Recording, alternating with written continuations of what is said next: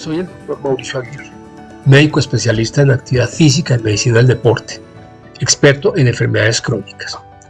Hoy vamos a desarrollar un tema supremamente importante que se llama osteoporosis.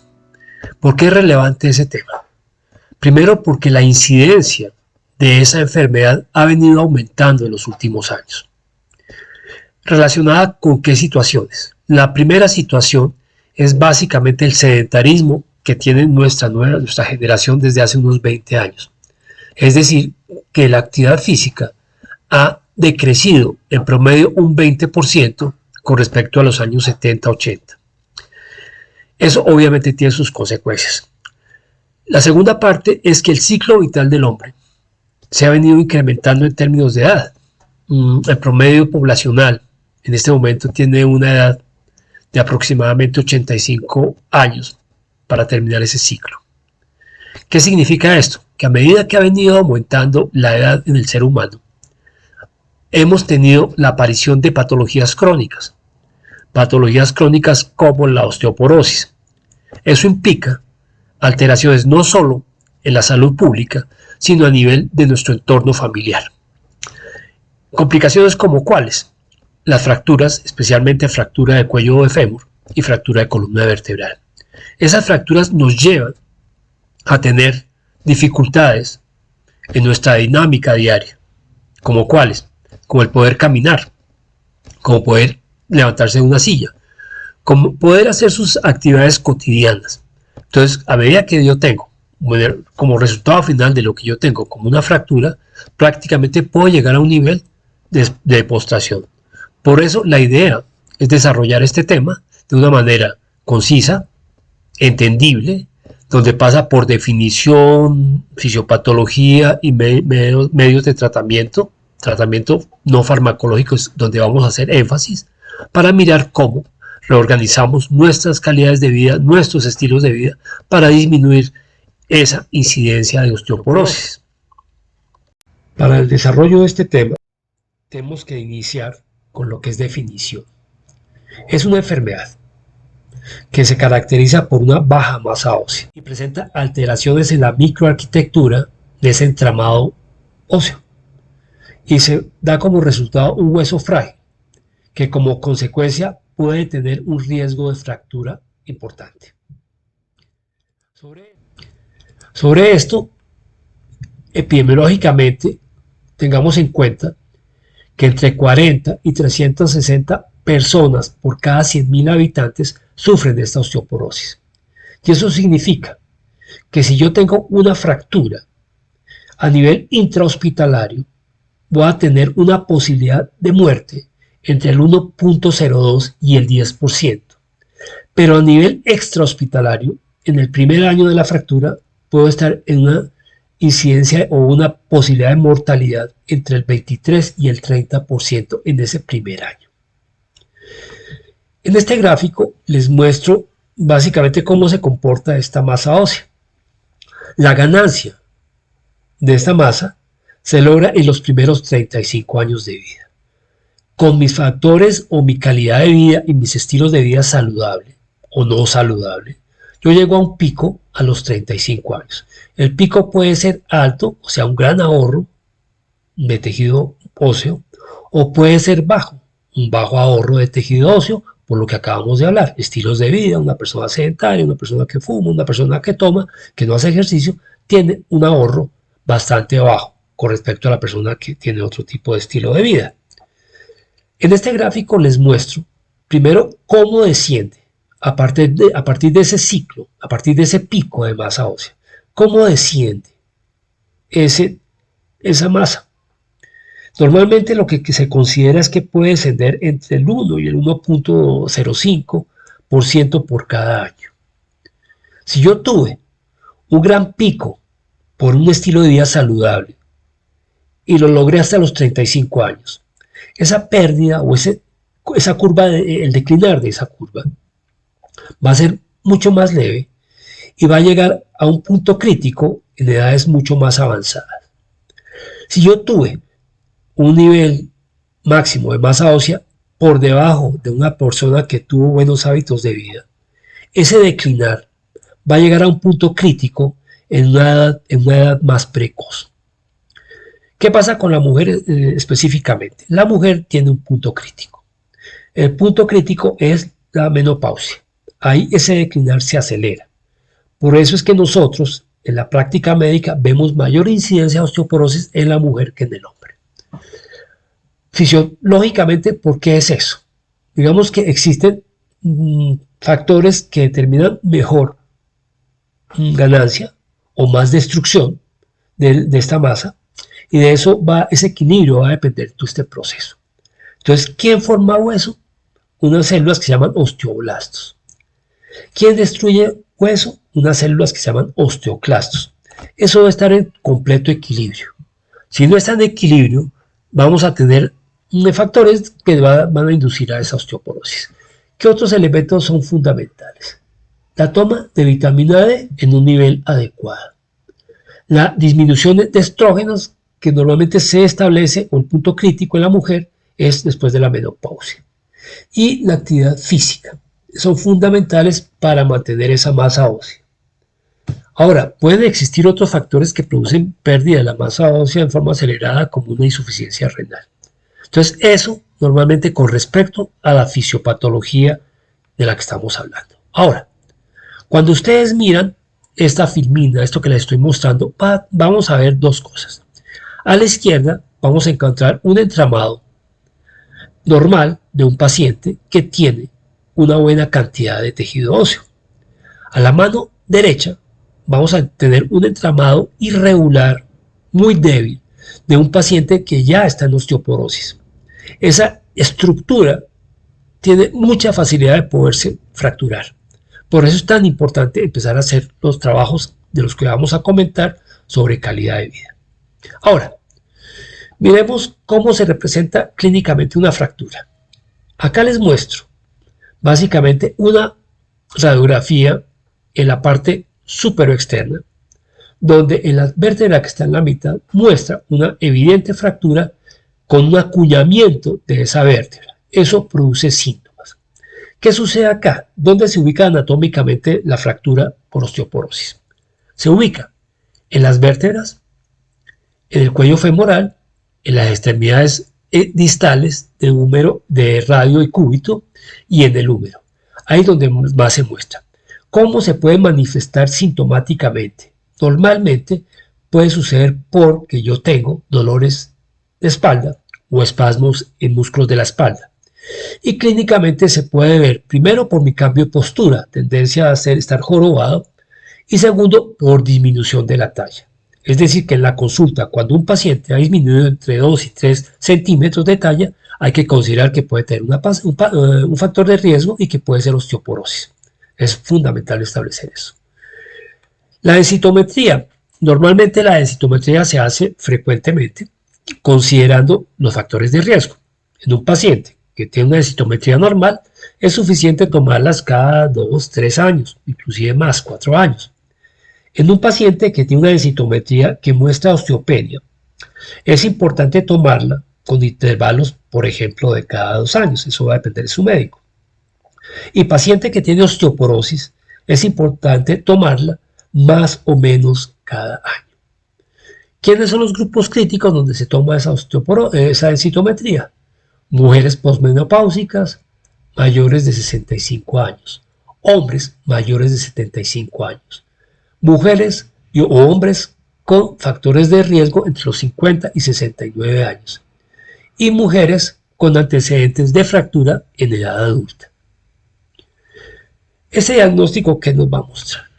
Primero nos va a mostrar algo que se llama el T-score.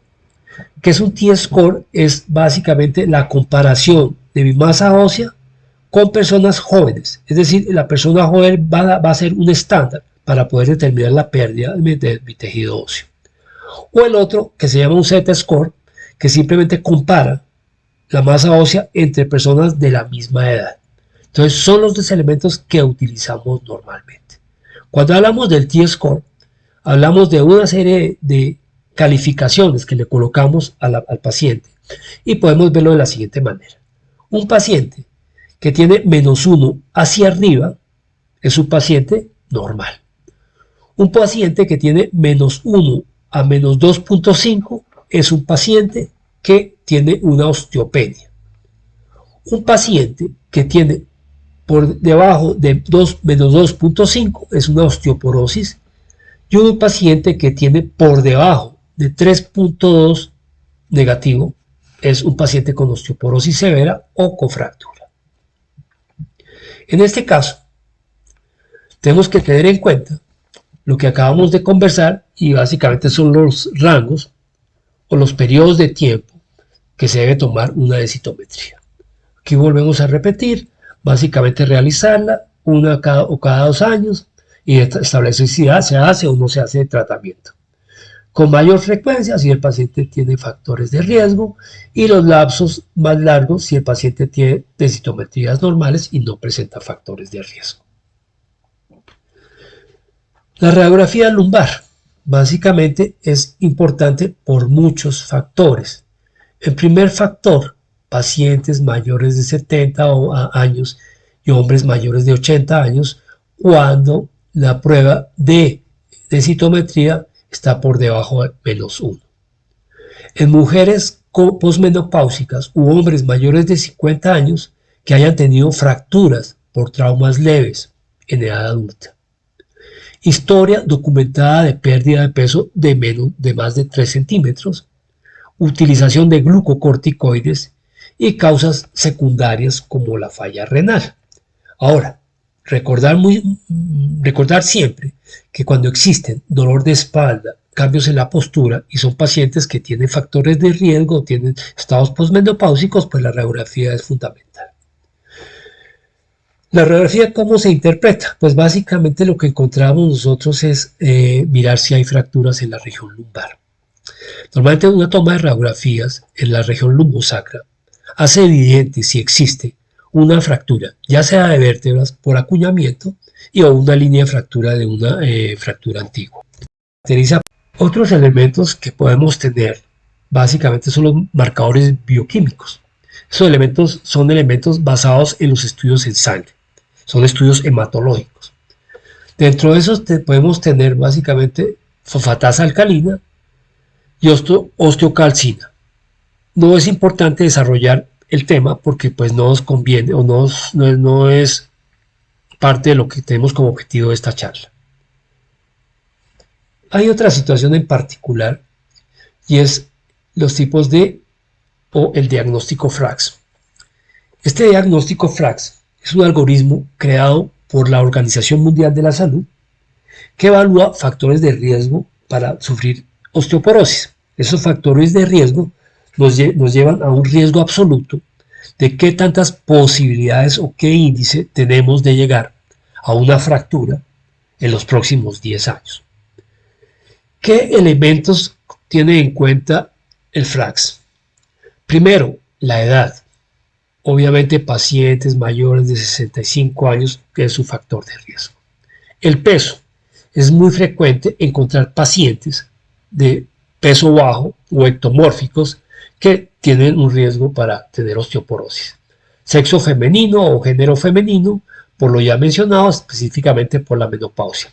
El tabaquismo, el alcohol, las fracturas sin causa aparente, o sea, con traumas leves o triviales, la artritis reumatoidea, la osteoporosis secundaria por ejemplo a enfermedad renal, insuficiencia renal, y densitometrías inadecuadas. Entonces son, digamos, elementos o variables que tiene en cuenta el FRAX para poder determinar la posibilidad de fracturas en los próximos 10 años. Ahora, los tratamientos. Podemos hablar de tratamientos farmacológicos y no farmacológicos. El tratamiento farmacológico no es parte del tema para desarrollar en este programa. Pero el tratamiento no farmacológico es importante y es lo que queremos desarrollar con los pacientes que van a ver este video. ¿En qué se basa? Se basa en 3 pilares fundamentales: la ingesta de calcio, la ingesta de vitamina D y el ejercicio. Las 2 primeras se puede perfectamente tener la cantidad suficiente basados en la parte nutricional. Si eso no es así, hay que suplementar o hay que complementar con, digamos, medicamentos o con multivitamínicos ricos en vitamina D o calcio. La otra parte es qué cantidad de calcio, por ejemplo, yo debería tomar. Tratamos siempre de que la dieta sea rica en vitamina D y calcio, pero no siempre es así. Entonces, aunque la reserva de calcio en el cuerpo, en el tejido óseo, es casi el 99%, significa que de todas maneras en algunos pacientes en particular hay que suplementarlos. Digámoslo de esta manera con respecto a la edad. Un hombre entre 50 y 70 años debería ingerir más o menos, ya sea suplementado, ya sea la dieta, 1000 miligramos día de calcio. En una mujer, la ingesta de ese calcio puede llegar a ser 1200 miligramos día, teniendo en consideración pues, los factores de riesgo. ¿Qué sucede con la vitamina D? La vitamina D también podemos encontrar bastante deficiencia y yo les cuento que en mi práctica médica la deficiencia de vitamina D se ve en mucha gente, es muy importante, el índice es muy alto y está predominando esa deficiencia. Esa deficiencia pues definitivamente tiene que ver con la calidad ósea, la calidad muscular y curiosamente tener un nivel de vitamina D adecuado disminuye la incidencia de caídas. Esta vitamina D se puede resolver con medicamentos o con elementos, suplementos, perdón, que van entre 1000 y 5000 unidades de vitamina D, las cuales pueden ser utilizadas diariamente o semanalmente según sea el caso, y eso lo determinará su médico para poder establecer la dosis adecuada. La actividad física, esa es fundamental y es parte de lo que yo quiero hablar en esta charla, para mí es el objetivo. La actividad física tiene 4 componentes: la parte cardiorrespiratoria, la parte osteomuscular, la parte de flexibilidad y la parte de balance. Cuando hablo de esos 4 componentes, hay componentes que predominan o objetivos en este tipo de tratamiento. El objetivo fundamental o el componente fundamental es trabajo de resistencia muscular. Ese es básico. Ese trabajo de resistencia muscular hablamos, por ejemplo, de pesas. Hablamos, por ejemplo, de trabajo con el propio peso. Hablamos, por ejemplo, con el trabajo con bandas elásticas. El ejercicio cardiovascular nos va a ayudar en muchos aspectos, especialmente en mantener de alguna manera el impacto, que es el desarrollador de masa ósea o el que disminuye generalmente la pérdida. Impacto, ¿a qué nos referimos? Impacto nos referimos a caminar. Impacto nos referimos a correr. Esos son trabajos de impacto. ¿Con qué frecuencia semanal? La parte de fuerza se debe hacer mínimo 3 veces por semana. Y la parte cardiovascular mínimo 4 veces por semana. En términos de tiempo, con respecto a la parte cardiovascular, debe ser mínimo 150 minutos. Es fundamental. Entonces, basados en eso, y van a ver ustedes en el canal otros videos relacionados ya con la parte práctica del ejercicio físico. Ahora, tenemos recomendaciones adicionales, ¿como cuáles? Mantener, por ejemplo, los niveles siempre de vitamina D adecuados, y eso hace que el médico periódicamente le pida vitamina D en sangre. Realizar siempre actividad física, o sea, colocar en su vida, en su hábito diario, la actividad física como algo predominante. El tai chi, por ejemplo, el yoga, actividades como nadar, todas estas actividades pueden ayudar en algo en minimizar el tema de la osteoporosis. Tengan en cuenta que nadar es un tema que se hace en forma antigravitacional. Él lo que va a hacer es reforzar o fortalecer la masa muscular. Entonces, eso es muy importante. El otro punto importante o el otro pilar es tratar de suspender el alcohol, el tabaquismo y cualquier punto o cualquier situación que aumente el factor de riesgo. En la parte médica es fundamental que el paciente, o sea, que usted genere adherencia a ese tipo de trabajos, y eso se hace con apoyos cada vez que usted haga la consulta de forma adecuada. Siempre hablar sobre actividad física y los beneficios que esa actividad física tiene. En la parte final de la osteoporosis, pues digamos lo siguiente: calidad de vida, calidad de vejez, va a depender del manejo de su actividad física. Si usted tiene una fractura o tiene una lesión, si es una persona mayor de 65 años, las posibilidades de postración van a aumentar y las posibilidades de incidencia o de ayuda o requerir ayuda de terceras personas va a ser parte de su vida diaria, cosa que ninguno de nosotros queremos. Actividades como levantarse de una silla, como salir a caminar, como hacer sus actividades cotidianas, se van a dificultar y la idea es que eso no suceda.